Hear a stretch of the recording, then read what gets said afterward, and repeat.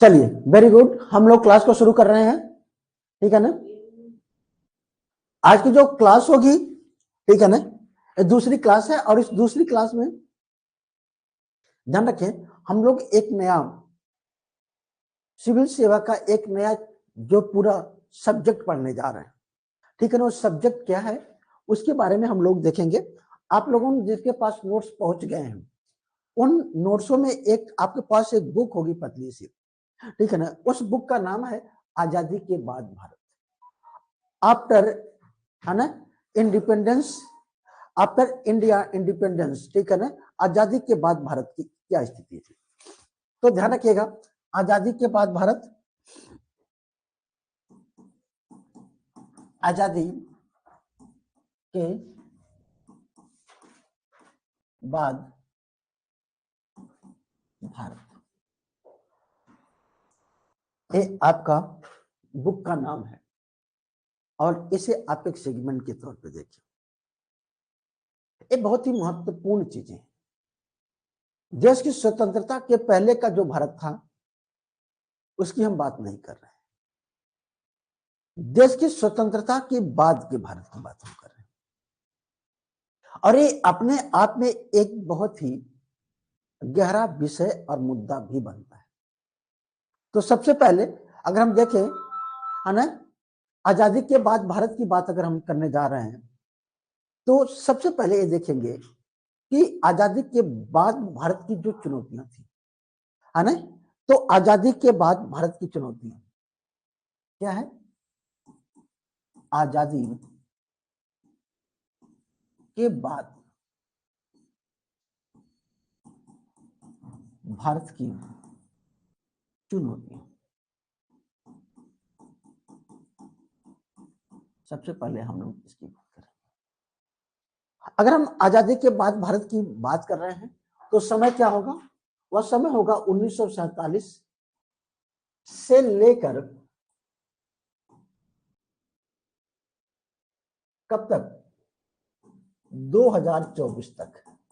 अभी 2024 खत्म होने वाला है, 2024 तक इस समय को ध्यान में रखेंगे। इस समय में भारत के पास क्या चुनौतियां थी, भारत के पास जो चुनौतियां थी उन चुनौतियों के लिए भारत सरकार कितनी तैयार थी और इन चुनौतियों के से निपटने के लिए सरकार के द्वारा क्या किए गए प्रयास थे। इन सब चीजों को ध्यान में रखने से पहले हमको सबसे पहले ध्यान रखना होगा कि देश के समय, आजादी के समय देश में कौन कौन सी चुनौतियां थी। What is the challenges of after independence India. देश की आजादी के बाद जो चैलेंजेस थे वे कौन कौन से चैलेंजेस थे, वो चैलेंजेस आपको यहां पे समझने की जरूरत है। और ध्यान रखिए, यहां से हम लोग मेंस की क्लास जो मुद्दा है पूरा का मेंस को लेकर के, इस मेंस की क्लास में आपको ध्यान रखिएगा ये जो चीजें हैं आजादी के बाद भारत की जो चुनौतियां, जो चैलेंजेस हैं, ये आपको एक निबंध के रूप में, एक ऐसे के रूप में अगर लिखना हो तो 600 से लेकर के 700 वर्डों में लिखना होता है। ध्यान रखें, 700 वर्डों में, 600-700 वर्डों में कम से कम लिखना होता है। तो 700 वर्ड आपको मान चलिए, यही अगर ये, तो ये क्या हो गया, ये आपका एसए में हो गया। इसी को जब आप यूपीएससी का एग्जाम दे रहे हैं, यूपीएससी का आईएएस का, तो यही क्वेश्चन दो फॉर्मेट में हो सकता है। एक तो 250 शब्दों में, कितने, 250 शब्दों में, मतलब 250 शब्दों में, कितना, 250 शब्दों में, या 150 शब्दों में, ये हो सकता है। अगर हम यूपीएससी की बात कर लें, यूपी पीसीएस की बात करें, तो ये क्या होगा, 125 या 200 शब्दों में लिखना होगा। टॉपिक एक ही होगा, टॉपिक एक ही होगा, लेकिन यहां पे कई शब्दों में लिखने हैं। This is very important. कैसे इसको लिखेंगे इस पे हम लोग बात करने वाले हैं, कैसे लिखेंगे इस पे हम लोग बात करेंगे। सबसे पहले तो आजादी के बाद भारत की जो चुनौतियां हैं वे कौन कौन सी चुनौतियां हैं, कौन बताने वाला है? जो चुनौतियां रही, इन चुनौतियों को हम कई भागों में डिवाइड कर और उसे हम लिखेंगे कैसे, उस चीज को ध्यान रखें। सबसे पहले चुनौतियां, आप लोगों में से कोई बता सकता है कि कौन सी चुनौती हो सकती है?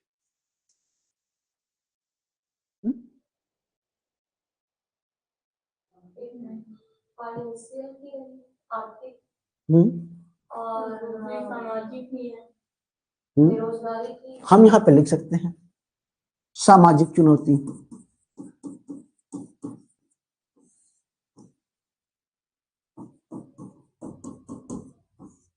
Challenge of social. दूसरा है राजनीतिक, कुछ भी जो भी आपके समझ में आता है चुनौती। तीसरा आप लिख सकते हैं आर्थिक चुनौती।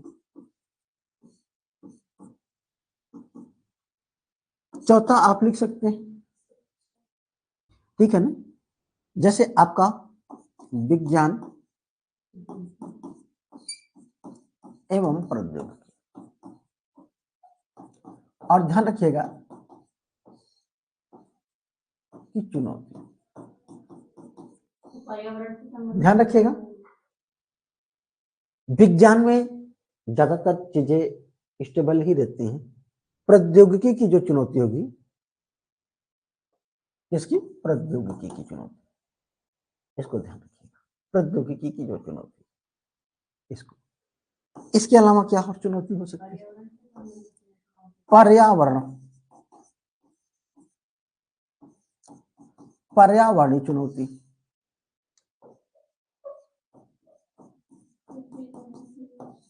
और क्या हो सकता है? हाँ ना, वो तो आर्थिकी में आ ही जाएगा, ठीक है ना। विज्ञान प्रौद्योगिकी की चुनौती, जनसंख्या, यहाँ पे आप ध्यान रखिएगा, एक आपको लिखना है अन्य,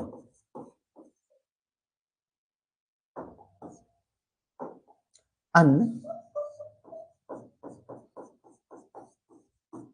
चुनौतियां। अन्य चुनौतियों की बात करें जैसे स्वास्थ्य, शिक्षा, साइबर अपराध,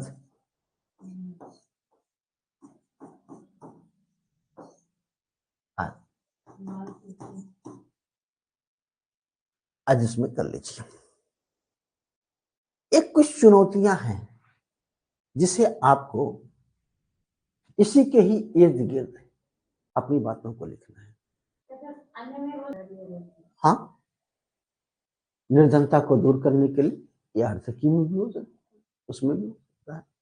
अब यहाँ पे हम लोग ये देखेंगे कि इन चुनौतियों में हमको अगर 100-150 शब्दों में लिखना है तो इसको एक एक दो लाइन को इसी को विस्तारित करके लिखना है। अगर 250 शब्दों में लिखना है तो इन्हीं चीजों को ध्यान में रख करके हमको 3-3, 4-4 लाइनों में लिखना है। अगर हमको 600 में लिखना है तो जो आप 3-4 लाइन लिख रहे हैं, उन 3-4 लाइनों में जो की वर्ड हैं उनको आप लेकर के और ज्यादा डिस्क्राइब करें। जैसे सपोज दैट, अगले उसमें हम लोग देखते हैं, जैसे अगर हम बात करते हैं किसकी, सबसे पहले सामाजिक चुनौती। क्या होती है? सामाजिक चुनौती, सोशल जो चैलेंजेस है। देश की स्वतंत्रता के बाद जो सामाजिक चुनौतियां क्या थी, आपको ध्यान में क्या रखना है? सबसे पहले सामाजिक चुनौती का मतलब सामाजिक न्याय मिलना चाहिए। लिखेंगे कैसे, शुरुआत कैसे करेंगे? एक लोकतंत्रात्मक देश में जहां पे गणतंत्र स्थापित हो, वहां पे, ठीक है ना, सामाजिक चुनौतियां अपने आप में एक बड़ी चुनौती मानी गई। या आप ऐसे कह सकते हैं, एक लोकतंत्रात्मक एवं गणतंत्रात्मक राज्य या देश के लिए सामाजिक न्याय, सामाजिक समानता, सामाजिक समावेशन, ये सभी चीजें एक चुनौती के रूप में विद्यमान होती हैं। देश की स्वतंत्रता के बाद भारत सरकार के पास सामाजिक रूप से सामाजिक न्याय, सामाजिक समानता और सामाजिक समावेशन की चुनौतियां हमेशा खड़ी रही हैं। यद्यपि इसको दूर करने के प्रयास किए गए, फिर भी वर्तमान में यह अभी अपने पूरे लक्ष्य को प्राप्त नहीं कर पाए। अब इसमें ध्यान रखिएगा, कुछ जो है आपके कीवर्ड्स मिले हैं। जैसे क्या है, एक सामाजिक न्याय की बात करता है। What is the social justice? Social justice के मूल भाव को आपको समझना होगा। एक कीवर्ड हो गया सामाजिक समानता, ये हो गया। फिर समावेशी विकास,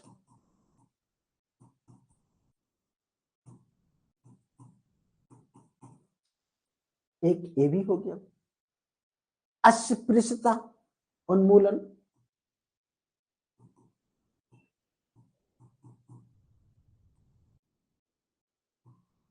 उन्मूलन मतलब छुआछूत की भी भावना हमारे समाज में बनी रही। जाति पात या धर्म के आधार पर चुनौतियां,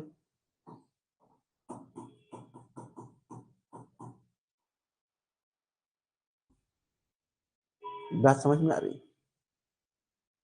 कहने का मतलब ये आपके कुछ कीवर्ड्स हैं। जब आप सामाजिक चुनौती की बात करेंगे तो आपको ये सभी, आप देख रहे हैं 1 2 3 4 5, ये 5 कीवर्ड्स हैं। अब इस जब आपको 600 शब्दों में लिखना होगा, इसी पांचों कीवर्ड्स को आपको समझाने की कोशिश करनी होगी। ये सामाजिक न्याय क्या है, इसकी क्या स्थितियां हैं वर्तमान में, सामाजिक समानता क्या है, समावेशी विकास क्या है, अस्पृश्यता का उन्मूलन क्या है। संविधान के अगर आप यहाँ पे देखेंगे, जब सामाजिक समानता की बात करेंगे तो हम यहाँ पे ये देख लेंगे कि हमारे संविधान के अनुच्छेद 14 में सामाजिक न्याय जो है, सामाजिक समानता की बात की गई है, विधि के समझ क्षमता और विधियों का समान संरक्षण की बात की गई है। अब यहाँ पे एक संविधान के सप्लीमेंट्री के रूप में भी प्रयोग कर सकते। समावेशी विकास क्या है? समावेशी विकास ऐसा विकास जिसमें सभी लोगों की भागीदारी सुनिश्चित हो।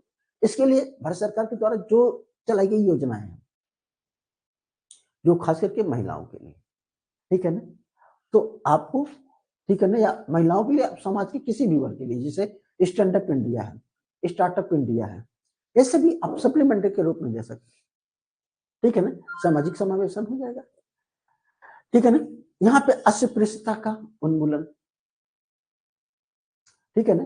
यद्यपि भारत सरकार ने अगर देखें तो संविधान के अनुच्छेद 17 में अस्पृश्यता का उन्मूलन का उपबंध किया गया। इसके लिए भारत सरकार के द्वारा 1955 में अस्पृश्यता उन्मूलन अधिनियम पारित किया गया। यद्यपि इस अधिनियम के आने के बाद इस पे बहुत ज्यादा सख्ती से लागू किया गया, तो हमारे देश में, समाज में ये जो जाति मतलब ये छुआछूत की जो भावनाएं हैं, यद्यपि बहुत हद तक समाप्त होती दिखाई दे रही हैं, फिर भी यह अभी अपने पूर्ण अवस्था को प्राप्त नहीं कर पाया है, क्योंकि छुटपुट कहीं ऐसे अवस्थाओं में देखने के लिए आज भी छुआछूत हमको दिखाई देता है। करेंगे जातिपात, जातिपात उन्मूलन के लिए संविधान में प्रावधान है। धर्म के आधार पर विभेद का भी हमारे मूल अधिकारों में प्रावधान है, ठीक है ना। लेकिन फिर भी प्रावधान होते हुए भी इसमें कमी तो आई है, लेकिन आज भी ये भारत सरकार के सामने या एक भारत के सामने एक चुनौती के रूप में खड़ी है। अब एक ध्यान रखिए, जब आपको 100-150 शब्दों में लिखना हो तो ये जो कीवर्ड है आपको लिख लिख करके, ये सब चीजें हैं, चुनौतियां हैं, इसे दूर करने के लिए सरकार के द्वारा प्रयास किए गए, लेकिन ये आज भी अपनी उसी अवस्था में बनी हुई, 3 लाइन में, 1 2 3 लाइन में खत्म हो गए। ठीक। अगर आपको इसी को अब लंबा लिखना है, क्या करना है, लंबा लिखना है, तो आपको क्या करना है, जितने भी कीवर्ड्स हैं इस कीवर्ड्स की थीम को आपको समझने की, ठीक, समझ में आ रहा है, ठीक। आप लोगों को अच्छे से समझिएगा क्योंकि आप लोगों को लिख करके लाना भी है, ठीक है ना। जो कीवर्ड्स हैं इसको आप लोग चाहे तो नोट भी कर सकते हैं, ठीक है ना। अगर नहीं करते हैं तो ये आपके दिमाग में हो, ये आप जाने अने। चलिए आगे देखिएगा। आगे देखने से पहले हम लोग ये देख लेते हैं दूसरा जो है कीवर्ड्स क्या था, है ना। सामाजिक और फिर क्या था, राजनीतिक चुनौतियां। राजनीतिक चुनौतियों के अंतर्गत हम लोग क्या देख सकते हैं, ठीक है ना। राजनीतिक चुनौतियां क्या है,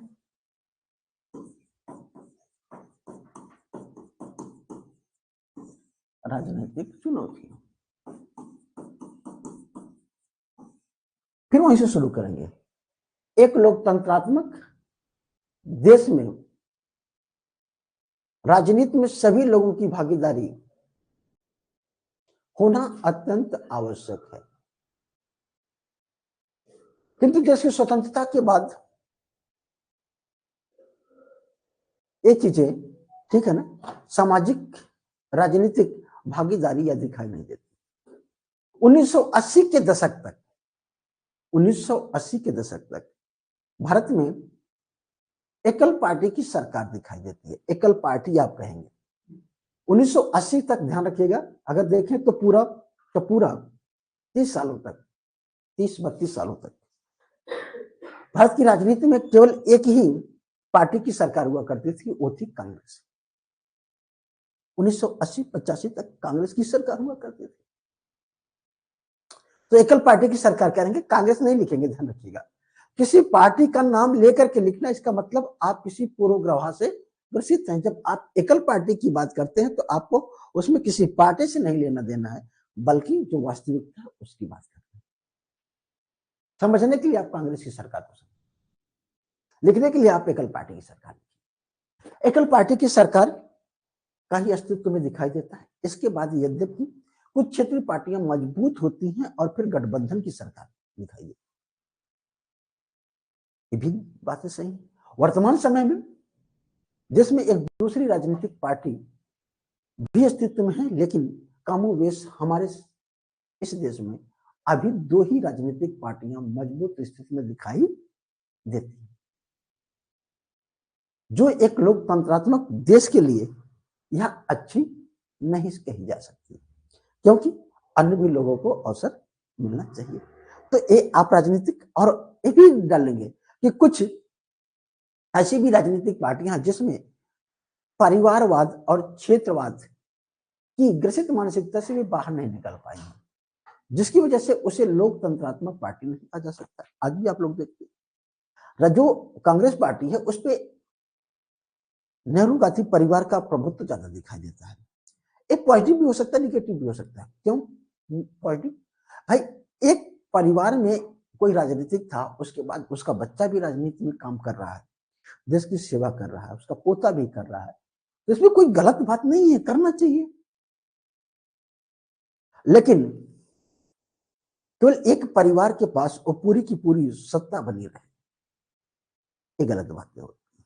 लेकिन आप ऐसे नहीं कह सकते, क्योंकि हर साल भारतीय राष्ट्रीय कांग्रेस के अधिवेशन में उसमें अध्यक्ष के पद का चुनाव होता है, जो लोकतंत्रात्मक होता है। क्या होता है लोकतंत्रात्मक, आप समझिएगा इस बात को। अभी जो अर्जुन खड़गे हैं, भारतीय राष्ट्रीय कांग्रेस के अध्यक्ष है खड़गे साहब। एक खड़गे साहब भले अध्यक्ष हैं, लेकिन उसमें राहुल गांधी, प्रियंका गांधी, सोनिया गांधी का आप लोग देखते हैं, वो अध्यक्ष नहीं है, सबसे बड़ा पद तो वही होता है, फिर भी उनका वर्चस्व दिखाई देता है। अच्छा, वर्चस्व अगर है तो ये हो सकता है उस योग्य है, तब तो वर्चस्व है, आप इसे नहीं कह सकते। आप यूपी में देख लीजिए, समाजवादी पार्टी सरकार में, क्या आपको ये लगता है कि समाजवादी पार्टी सरकार में जब भी सत्ता में आएगी तो क्या चीफ मिनिस्टर अखिलेश के अलावा कोई और बनेगा, डिम्पल के अलावा कोई और बनेगा? शायद आपको लगेगा कि शायद नहीं। दूसरी जो पार्टी हमारी, हम किसी पार्टी के पक्ष में नहीं जाते हैं, ध्यान रखिए, भाजपा पार्टी। इसमें कौन व्यक्ति सरकार में आएगा उसका चेहरा ही नहीं होता, केवल एक चेहरा, मोदी। अगला सीएम कौन बनेगा यूपी का ये क्लियर नहीं रहता, किसी भी स्टेट का। यहाँ पे क्या दिखाई देता है, यहाँ पे एक कुछ अगर आज तक बात करें, एक ज्यादा लोकतंत्रात्मक दिखाई देती है। जो भी व्यक्ति ये अपनी काबिलियत के बल पे यहाँ पे आकर के अपना काम कर सकते हैं, इसलिए कुछ लोग इसे कहते हैं ज्यादा लोकतांत्रिक है। कुछ सभी के अंदर कुछ कमियां हैं, कुछ अच्छाइयां हैं, लेकिन एक हम ये नहीं कह सकते कि भारतीय राष्ट्रीय कांग्रेस में जो लोग हैं वे अच्छे हैं। सब लोग अच्छे हैं, बस क्या है सबको अवसर मिले तो देश के हित में जो काम कर सकते हैं वो करें। तो ध्यान रखिएगा, इस तरीके से आपको राजनीतिक जो चुनौतियां हैं, ठीक है ना, इसमें क्या क्या आप बताएंगे। सबसे पहले तो जो कीवर्ड्स यूज करेंगे, तो कीवर्ड्स में क्या करेंगे, एकल पार्टी की सरकार, एकल पार्टी सरकार, सिंगल पार्टी गवर्नमेंट, ठीक है ना, सिंगल पार्टी गवर्नमेंट, ठीक है, एकल पार्टी सरकार की बात करेंगे। दूसरी क्या बात करेंगे, राजनीतिक समावेशन, राजनीतिक समावेशन, व्हाट इज द समावेशन या समावेशी विकास, ठीक है ना, राजनीतिक समावेशन। पॉलिटिकल इंक्लूजन की बात करें, ऐसी राजनीतिक व्यवस्था जिसमें सभी लोगों की भागीदारी हो, समाज के सभी तबकों की भागीदारी हो, किसी परिवार या जाति का प्रभुत्व उस पर स्थापित ना हो, या जाति परिवार जाति और वर्ग के प्रभुत्व स्थापित ना हो, ये भी होना चाहिए, ठीक है ना, राजनीतिक समावेशन के लिए। फिर आपको बताना है कि कुछ क्षेत्रीय पार्टियां, क्षेत्रीय पार्टी की आप बात करेंगे, है ना, द्विदल व्यवस्था की बात करेंगे, दो दलीय व्यवस्था, दो दलीय व्यवस्था, मतलब ये आपकी लेखनी में एक कीवर्ड्स आने चाहिए। अगर एक कीवर्ड्स आ रहे हैं और भी कीवर्ड्स आपको अच्छा मिलता है कोई, तो आप उसको भी डाल दीजिए, अच्छा लिखा जाएगा। अगर नहीं करते हैं तो अच्छा नहीं माना जाएगा, ठीक है ना। मतलब कीवर्ड्स ध्यान रखें कि आपके एग्जाम में कीवर्ड्स बहुत ही महत्व रखते हैं। बहुत से कीवर्ड्स जो है कैलकुल आप डाल दीजिए तो आपकी बहुत सी चीजों को एकदम उसमें शामिल कर लेता है। जहां पे समावेशन की बात कर लेते हैं तो ऐसी सामाजिक व्यवस्था या कैसी भी व्यवस्था जिसमें सभी लोगों की भागीदार हो, समावेशन, एक शब्द डाल दें समावेशन, सब चीजें उसमें शामिल हो जाती है, पूरा 2-3 सेंटेंस का, ठीक है ना, ठीक है ना। हाँ चलिए, अच्छा चलिए मैं बात करता हूँ, हाँ बोलिए, ये दो दलीय व्यवस्था, दो जी जी दलीय दो व्यवस्था, दलीय, हाँ ध्यान रखिएगा, ये मेंस के पॉइंट ऑफ व्यू से ये टॉपिक महत्वपूर्ण है, प्री के पॉइंट ऑफ व्यू से उतना महत्वपूर्ण नहीं, मेंस के पॉइंट ऑफ व्यू से महत्वपूर्ण, ठीक जी है ना। जी तो हमारी कोशिश ये रहेगी कि एक क्लास हम ऐसी लेंगे जो प्री और मेंस दोनों के लिए महत्वपूर्ण हो, जैसे हमने जी पॉलिटिकली और प्री में भी क्वेश्चन आएगा, मेंस में भी। और एक क्लास हमारी ऐसी होगी जो मेंस को केवल फोकस करके हो, और इसी के साथ में कुछ और भी हम क्लासेस मैनेज करेंगे जिसमें सी सेट भी होता है, जैसे रीजनिंग है, हिंदी है, पहले एक दो सी सेट में दो चीजों को कवर करने की कोशिश करेंगे, हिंदी और रीजनिंग, ठीक है ना। फिर इसके बाद मैथ का भी नंबर लगेगा और इंग्लिश का भी नंबर लगेगा, ठीक है ना, ओके जी अंडरस्टैंड। चलिए आगे देख लेते हैं हम लोग। ये जो टॉपिक है बहुत ही महत्वपूर्ण टॉपिक है, इसको लिखने की कोशिश कीजिए, लिख करके आप लोग हमारे पर्सनल जो है उस पर जो ऑनलाइन जुड़े हैं तो उस पर वो डाल सकते हैं, हम उसको देख करके बताएंगे कि कैसा है लिखने में। यद्यपि हमें मालूम है आपको पहले स्टार्टिंग में प्रॉब्लम होगी, ठीक है ना, इसलिए मैं कीवर्ड्स इसमें दे रहा हूँ, आप कोशिश करिएगा, स्टार्ट करिएगा, ठीक है ना, जब स्टार्ट करेंगे तो वो चुनौतियां आपकी दूर होंगी, ठीक है ना। चलिए आगे देख लेते हैं, ओके चलिए आगे हम लोग देख लेते हैं, ठीक है ना। अगली चुनौती क्या थी भाई, हाँ आर्थिक चुनौती। अब यहाँ पे आर्थिक चुनौती की बात करें,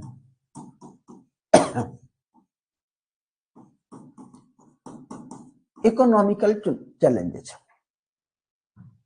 देश की स्वतंत्रता के बाद ध्यान रखिए आर्थिक संसाधनों की कमी थी,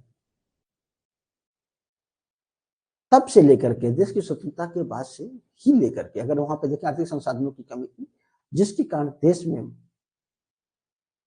गरीबी, बेरोजगारी मुख्य रूप से अपना मुख फैलाए हुए खड़ी थी। तो क्या डालना है यहाँ पे? गरीबी। एक चैलेंजेस है, गरीबी, बेरोजगारी, गरीबी ध्यान रखिए, पॉवर्टी और अनएम्प्लॉयमेंट। जब हम पॉवर्टी की बात करते हैं यहाँ पे ध्यान रखिएगा, यद्यपि पॉवर्टी के जो डिफिनेशन है समय के साथ इसमें परिवर्तन होता रहा। कभी गरीबी का डिफिनेशन प्रति व्यक्ति कैलोरी उपभोग के आधार पर निर्धारित किया गया, कभी सुरेश तेंदुलकर समिति के आधार पर, वर्तमान में नीति आयोग की सिफारिश के आधार पर गरीबी का निर्धारण किया जाता है। लेकिन गरीबी का स्पष्ट परिभाषा दे पाना कठिन है। फिर भी देश की स्वतंत्रता के बाद से ही हमारे देश में गरीबी उन्मूलन के लिए कई कार्यक्रम चलाए जाते रहे, किंतु आज भी हमारे देश में गरीबी को दूर करना एक चुनौती बनी है। लिख सकते हैं, किया गया, फिर पहले भी थी, आज भी चुनौती है, ठीक है ना, प्रयास होने के बावजूद भी। बेरोजगारी, बेरोजगारी हमारे देश की सबसे बड़ी चुनौती है। क्यों? कि भारत विश्व में सबसे अधिक युवाओं वाला देश है, और इस युवा को अगर रोजगार नहीं उपलब्ध कराया गया तो एक देश के लिए समस्या उत्पन्न होगी। इन युवाओं को अगर एक जो है तकनीकी रूप से दक्ष करके, जैसे भी दक्ष करके, इनको एक एसेट्स के रूप में भी देखा जा सकता है। इस अगर एसेट्स को हम लोग अपनी लाइबिलिटी बना लेंगे तो दिक्कत होगी। एसेट्स और लाइबिलिटी में अंतर क्या होता है? एसेट्स का मतलब ये होता है कि उसको तकनीकी शिक्षा दे करके, हर चीजों को उसको दक्ष करके, उसको कहीं पे एम्प्लॉय दे दीजिए, उसका तो जीवन अच्छा ही होगा, साथ में देश की इकोनॉमिकल कंडीशन भी बेहतर होगी। तो क्या होगा? एक वो एसेट्स के रूप में काम करेगा। अगर वो बेरोजगार होगा तो उसका स्वास्थ्य खराब होगा, उसका जीवन अच्छा नहीं होगा, वृद्ध हो जाएगा तो उसको वृद्धा पेंशन देना होगा, वृद्धा आश्रम में रहने की व्यवस्था करनी पड़ेगी। तो क्या होगा? देश के लिए एक लाइबिलिटी हो जाएगी। तो हमको क्या बनाना है? एसेट्स के रूप में इनको देखने चाहिए, ना कि लाइबिलिटी। ध्यान रखिए, अगर एसेट्स हम नहीं परिवर्तित कर पाए तो लाइबिलिटी के रूप में होंगे। अगर अगर इनको जो है यूज कर लिया गया तो क्या होगा? एक खुद संपन्न होंगे, फिर अपनी भी स्थिति को मजबूत कर सकते, ठीक है ना। तो इस चीजें ध्यान रखिए, गरीबी, बेरोजगारी, और जो ध्यान रखिए, हमने कहा कि बेरोजगारी में आपको क्या बताना है कि एक तो एसेट्स, दूसरा क्या बताना है? लाइबिलिटी। एसेट्स के रूप में, लाइबिलिटी के रूप में, ठीक है ना। चलिए, और भी क्या चीजें हैं, कौन चुनौतियां हैं, है ना? कृषि के विकास में चुनौतियां, तकनीकी चुनौतियां, ये सब चीजें बनी हुई हैं। उद्योगों के विकास में आधुनिकीकरण या वित्तीय चुनौतियां बनी हुई हैं, तब भी थी, आज भी बनी हुई है, ठीक है ना। इसमें जो भी आप जोड़ सकते हैं अपने अनुसार इसे जोड़ सकते हैं, ठीक है ना, ठीक है ना। अब वो डिपेंड करता है कि आपकी लेखनी कितने शब्दों में लिखना है और उसको आप कैसे विस्तारित करते हैं। चलिए, अगला चैलेंज क्या था, ध्यान रखिएगा। अगला चैलेंज की अगर हम बात करें तो प्रौद्योगिकी की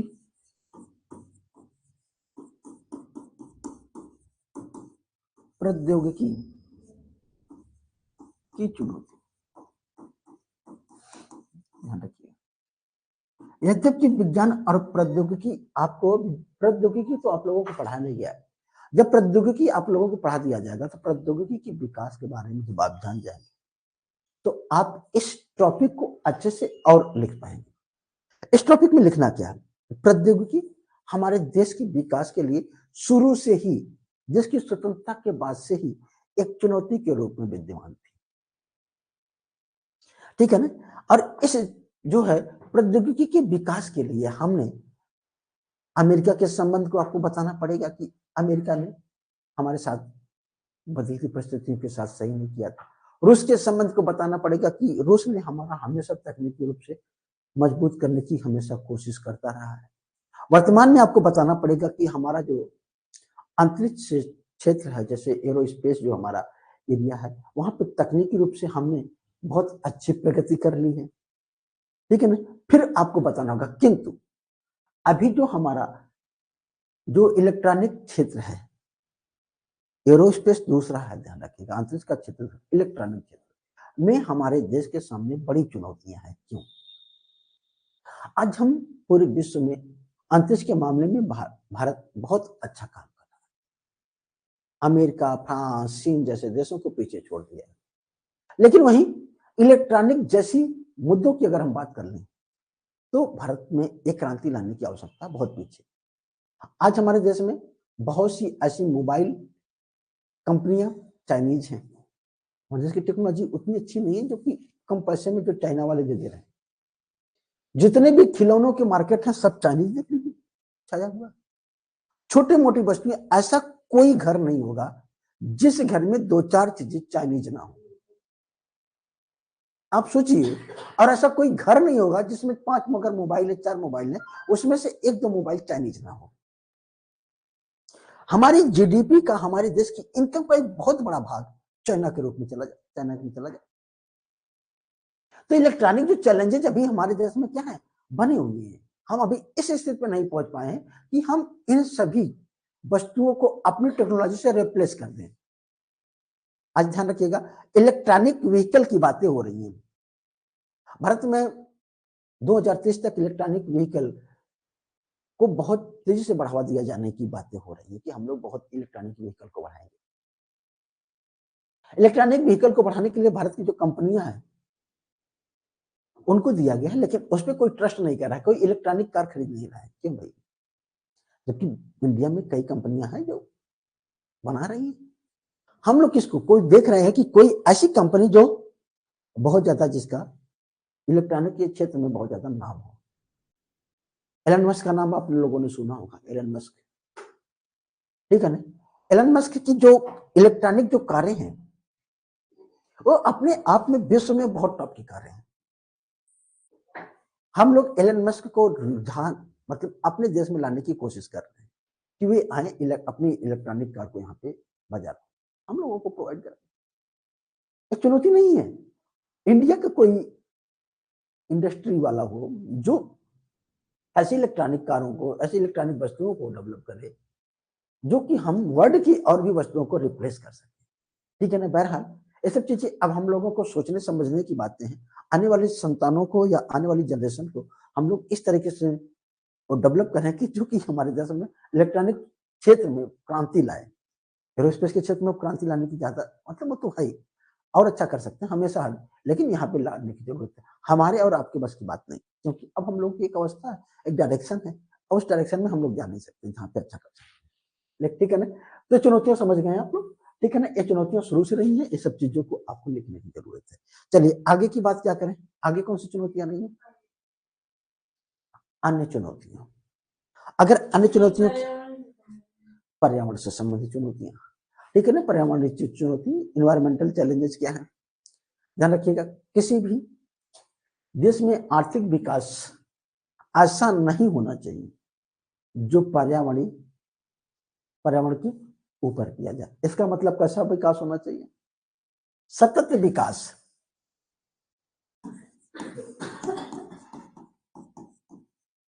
पर्यावरणीय चुनौती, ठीक है ना। पर्यावरणीय चुनौती, ठीक है ना। पर्यावरण को लेकर के चुनौतियां क्या है? इसके लिए देश में जो विकास हो, पर्यावरण को क्षति ना पहुंचाए विकास होना चाहिए। इसके लिए क्या होना चाहिए? धारणीय विकास। धारणीय विकास जिसे हम लोग इंग्लिश में कहते हैं सस्टेनेबल डेवलपमेंट, या सस्टेनेबल डेवलपमेंट या सतत विकास। इसी चीज को हम लोग कहते हैं सतत विकास। पर्यावरणीय विकास,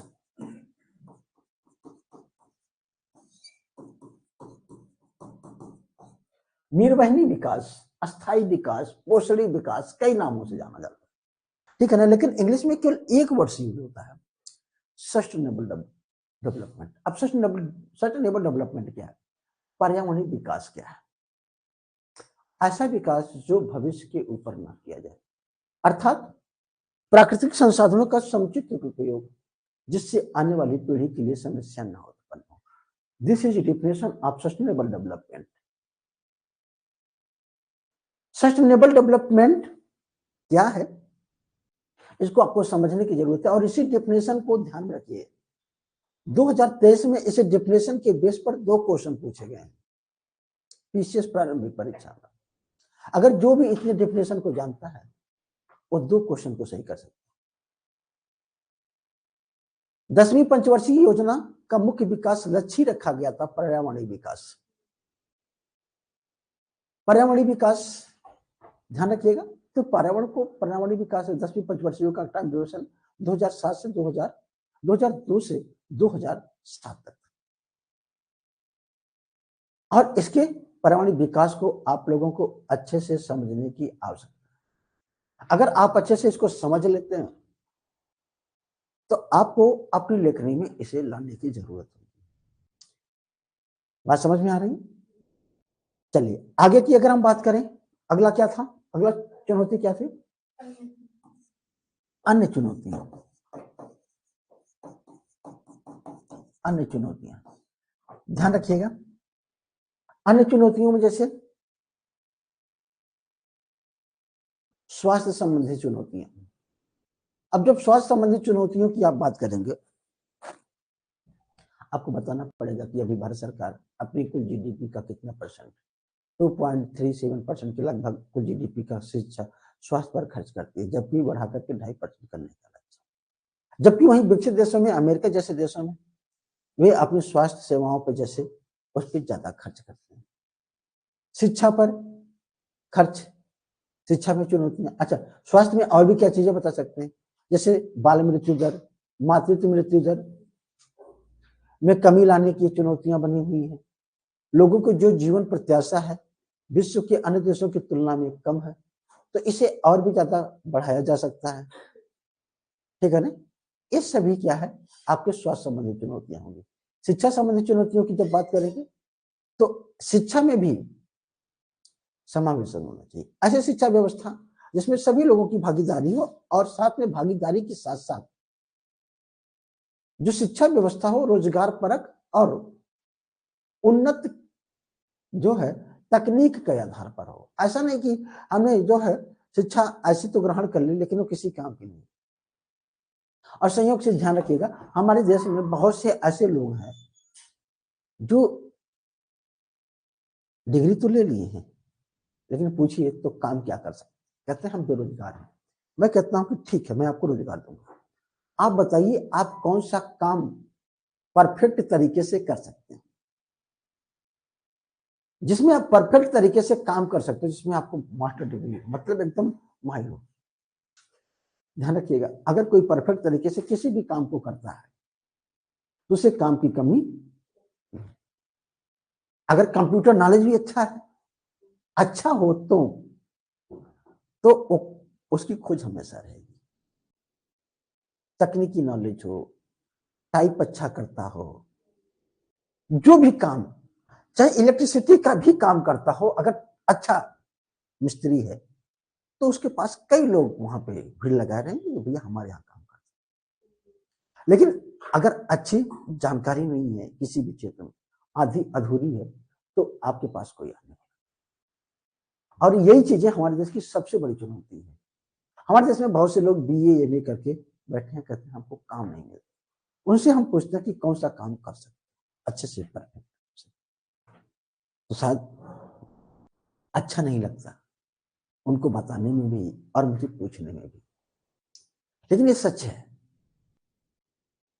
कोई ऐसा एजुकेशन नहीं है जिसपे दम पे बहुत कुछ किया जा सके। चलिए, ये तो थी आप लोगों को, ठीक है ना, अन्य चुनौतियों। इस तरीके से इस पे आप लोगों के क्वेश्चन मैं दे रहा हूं, ठीक है ना। इस क्वेश्चन को लिखने की कोशिश कीजिएगा और कोशिश ऐसे करिएगा, पहले इसको 150 शब्दों में, फिर 250 शब्दों में और फिर इसे विस्तारित करके 600 शब्दों में लिखना है ना। लिखिएगा, भारत के यही जो हमने समझाया, देश की स्वतंत्रता के बाद भारत के प्रमुख चुनौतियों का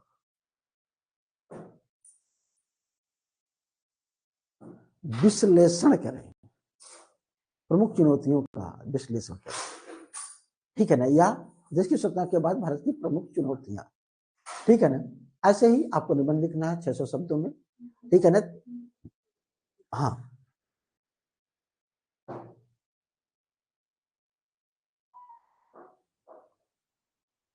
ठीक है ना। इस मुद्दे पे आप लोगों को लिखना है, जो भी लिख सकता है, जितना भी लिख सकता है वो लिखने की कोशिश करेगा, जो भी हमने, इसीलिए हमने पूरी की को बता दिया आपको, पहले समझाने की।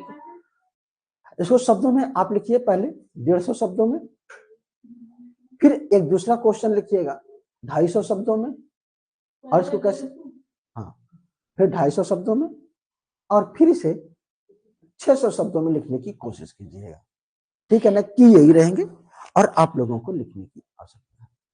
तो चलिए, आज चूंकि ये नया टॉपिक था, नया विषय था, तो कैसे आप लोगों को लिखना है तो इसको करिएगा।